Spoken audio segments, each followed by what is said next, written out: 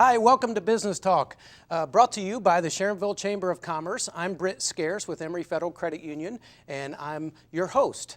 Today, we're going to be talking with Mark Hatke with Reliance Technology Solutions. Welcome to Business Talk, Mark.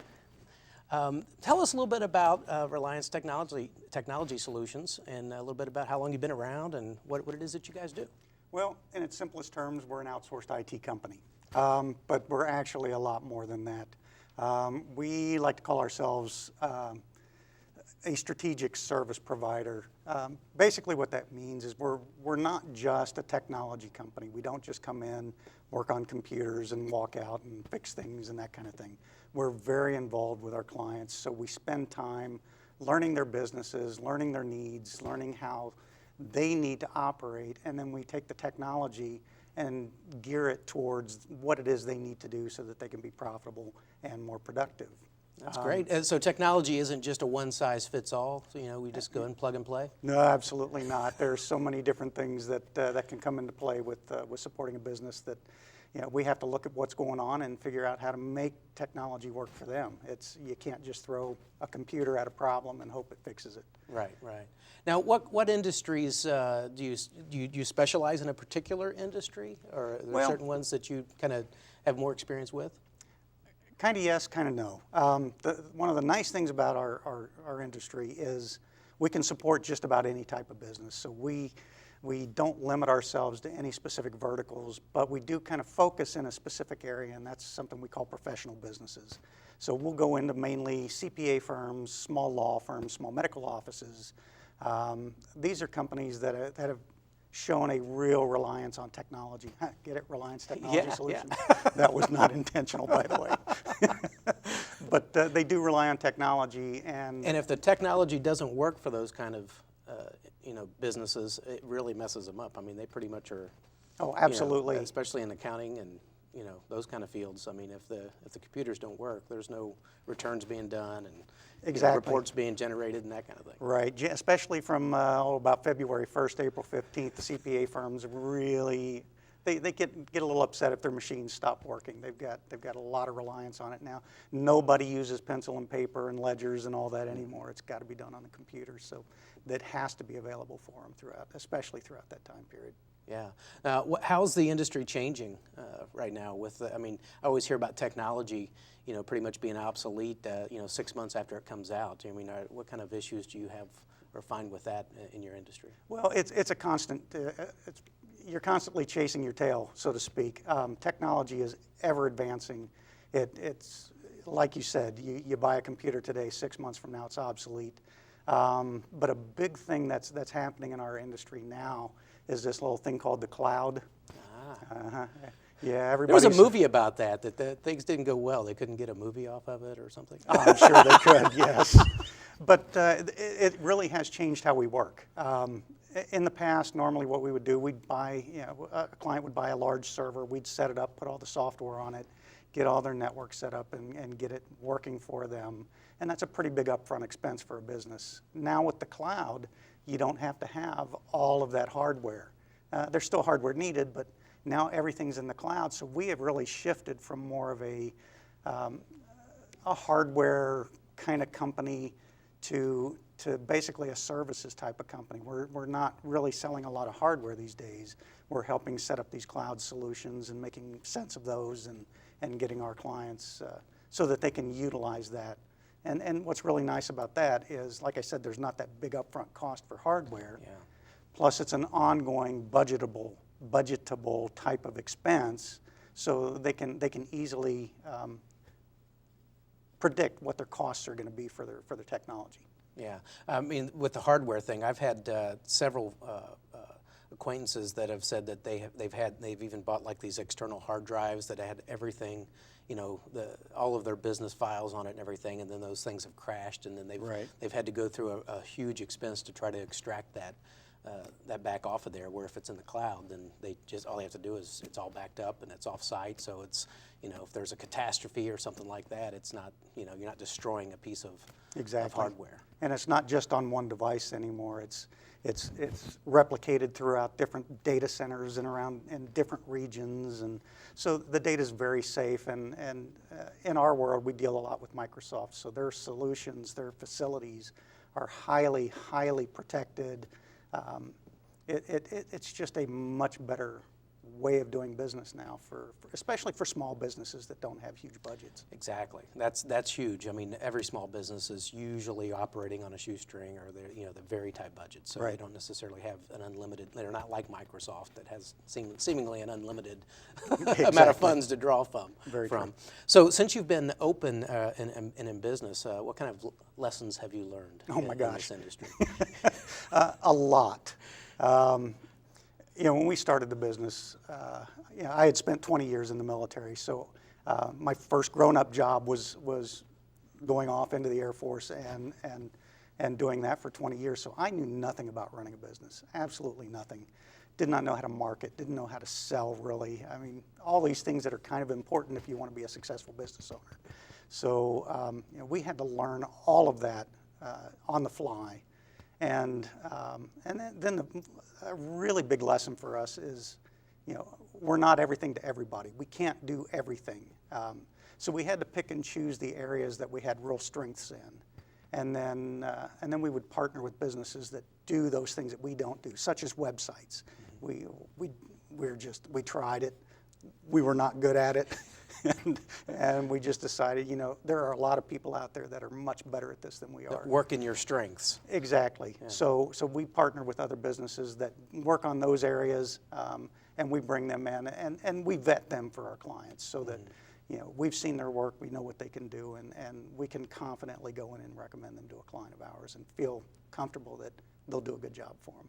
Well, I would say that's probably one of the skills you probably picked up serving our country in the military. You do learn how to have different people work in their strengths and Absolutely. Delegate to different folks and do what you're really good at. Exactly. Yeah.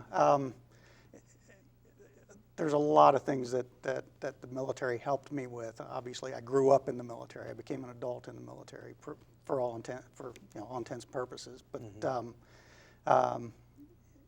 learning how to. The biggest thing I got out of that really was learning how to deal with a stressful situation. And in our world, there are a lot of stressful situations we get into. In the technology world? Maybe really? A little. When things yeah. go down and people are panicking, that they can't get there? Yeah. Especially if they've accidentally deleted something that they really, really That's need. vital to their whole business? Yeah.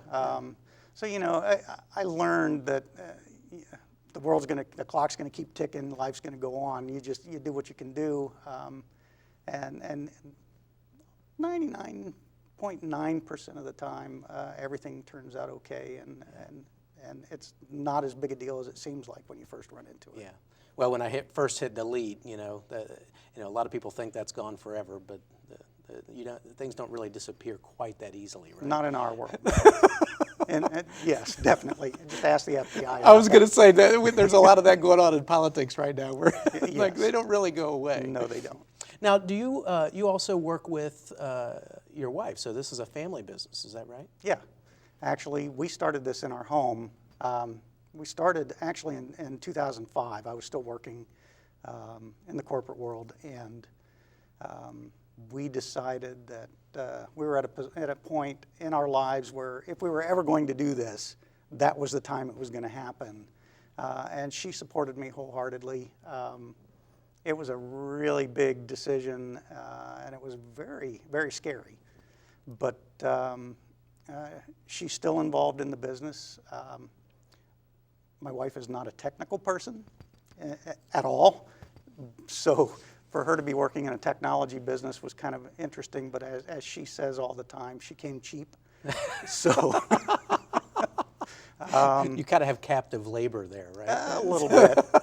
But she does a great job handling. She does the HR. She does all the accounts payable and receivable, and handles all those things so that I can focus on the other sides of running the business and doing the things we need to do. And it's actually worked out really well. That's great.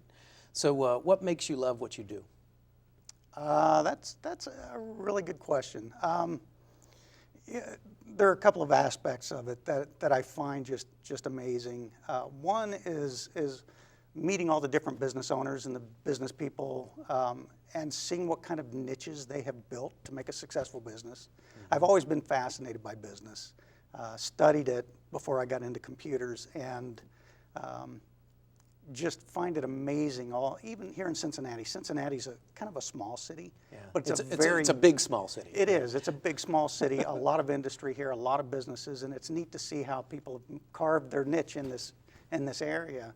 But the other thing that's really nice, that it's afforded us some opportunities to do a lot of volunteer work. Nicole and I are very active. She's in Rotary, I'm in Kiwanis. We do a lot of things for some other organizations. There's an organization called Cure SMA. SMA is spinal muscular atrophy. It's kind of distantly related to muscular dystrophy, and it's very, very devastating. So we've gotten involved and helped do fundraisers and things like that for research, and there's actually a lot of promise for a cure to that. That's great. So that's probably the best part of being in business, is we're able to do those kinds of things. Frees you up to make a difference. Absolutely. And give back. That's great. Yeah. So, since you've been an entrepreneur, a startup business, what advice would you have for other folks that want to start up their own business? Well, I would have to say probably the biggest thing is network. When we started the company, we knew nobody in this town other than my family. I was gone for 22 years. My wife's from England. We moved back here and actually worked in my family business for a couple of years. And so we really didn't know anybody per se, especially not in the business world. So getting out and getting known was just absolutely vital to us being successful and actually growing a business. Did the chamber have any role in that? Absolutely. In the Sharonville Chamber, and this is not a plug, not because I'm on the Sharonville Chamber's show here, has been our favorite chamber that we've been involved in the Cincinnati area. It's just a great group of people, so much going on, so many opportunities, met a lot of great business people through it. In fact, my wife's on the board. We felt so strongly about this chamber that she wanted to be involved. Yeah, I know.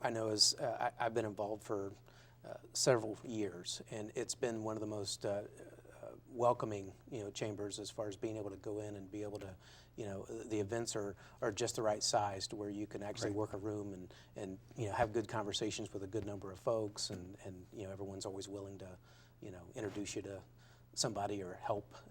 That's the thing that I love about networking. I mean, I don't think that enough people understand that when you go out and network, there are so many people that are willing to help you if you just tell them what it is you're looking for. Right. And we all have so many contacts and so many resources that we probably have multiple folks that we can connect you to that'll help grow your business. Exactly, and everybody's so willing, and it's not even expecting anything in return.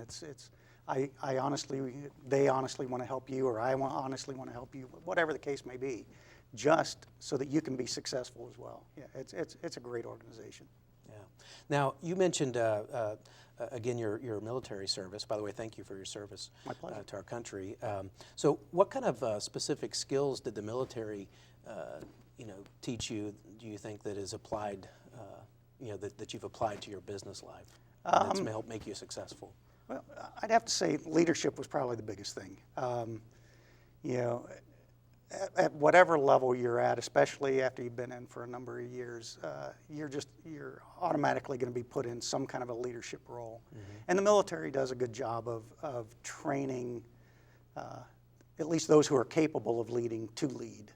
And that's been instrumental. I mean, it doesn't necessarily relate to a lot of aspects of running a business, but it certainly does in terms of dealing with staff and managing expectations and those kinds of things.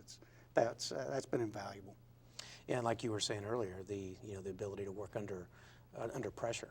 Absolutely. And be able to stay calm when there's perhaps chaos Exactly. all around you. Yeah, without a doubt. And that's like we said, that certainly does happen in our world. So Yeah. that's been good. So what does the future hold for Mark Hadke and Reliance Technology Solutions? That's a very good question. At the moment, we have no real plans to change anything. I mean, obviously the industry's changing all the time. We're riding the wave and having a good time doing it. I don't know what I would do if I wasn't running Reliance. So for now, I think we stay the course. The next step is going to have to be retirement. They're going to have to take me out kicking and screaming. It's been something we've really had a good time with. So I can't see a next phase for at least quite some time. You're having a lot of fun. You're doing a lot of good. We are. We're really enjoying it. Mark, thank you for joining us today. It's been my pleasure. Really Thank you. appreciate it. Mark Hadke has been our guest with Reliance Technology Solutions. Till next time, we'll see you.